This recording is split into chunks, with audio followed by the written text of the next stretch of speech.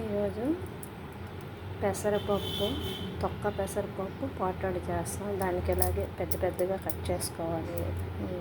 ఉల్లిపాయలు, మిరపకాయలు మిక్సీలో కచ్చగా కట్ చేస్తాను. 3 hours 5 hours అవుతుంది నానబెట్టిన పెసరపప్పు. మెత్తగా కాకుండా కొంచెం ముద్దగా మిక్సీ వేసాను. పచ్చిమిరపకాయ చిన్నగా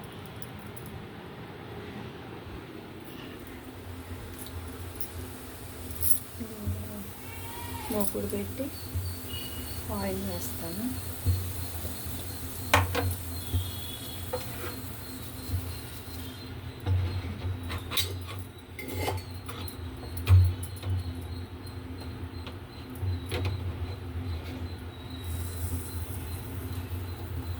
ఆయిల్ చాలా కొంచెం ఎక్కువగా పడుతుంది.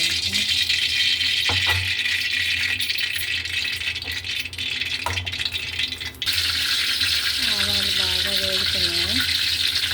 బాగా వేగిన తర్వాత జీలకర్ర వేస్తాను. జీలకర్ర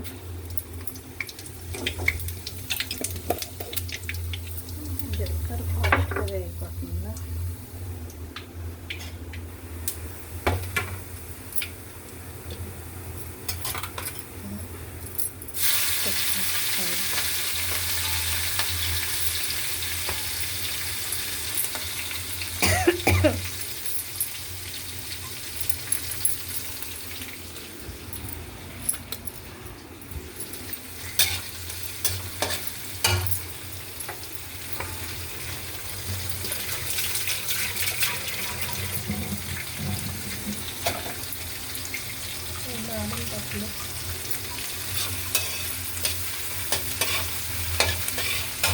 తలనొప్పి తీసుకున్నాను.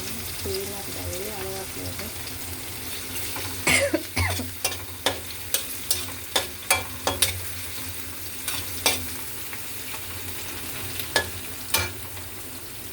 ఉల్లిపాయలు వేగుతున్నప్పుడు కొంచెం సాల్ట్ వేస్తున్నాను.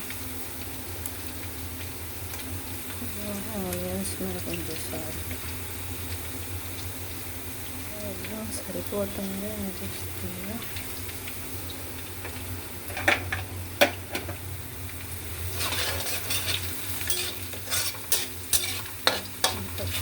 బాగా కలర్ మారని టీ కరిగిపోయింది.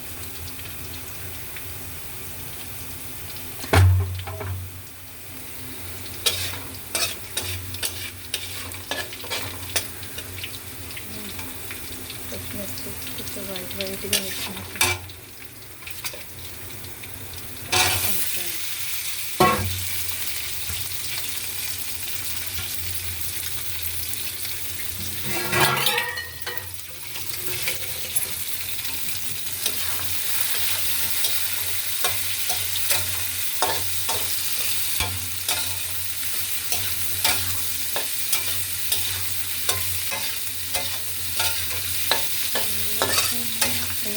బాగా వేయకూడదు. కొంచెం పచ్చినట్టు వేగినట్టు ఉండాలి. అప్పుడు బాగుంటుంది. కొంచెం కలర్ చేంజ్ అయింది కదా, ఈ టైంలో వేయాలి. టీ రెడీ అయిపోయింది. దీంట్లో బెల్లం వేయాలి. నేను మా తోటలోకి వెళ్ళి మునగాకు పట్టుకునేసరికి ఇది కొంచెం వేగిపోయింది. ఇంకా వేసుకోవాలి. కొంచెం పచ్చిగా ఉండాలి.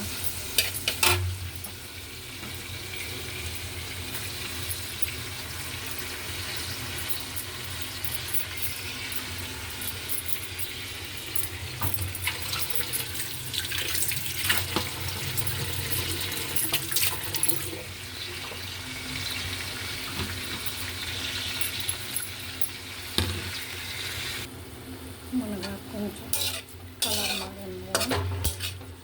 ఇప్పుడు వచ్చాను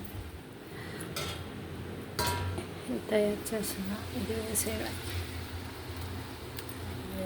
అలా కలుపుతుంటే టీ రెడీ అయిపోయింది.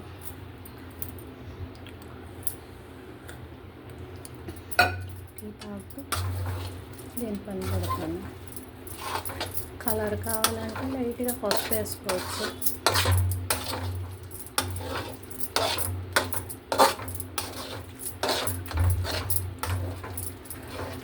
దీన్ని ఇలా కలుపుతూ ఉంటే విడివిడిగా అవుతుంది, ఒక ఉప్మాలో తయారవుతుంది. బాగుంటుంది. వేడివేడి అన్నంలో నెయ్యి వేసుకున్న,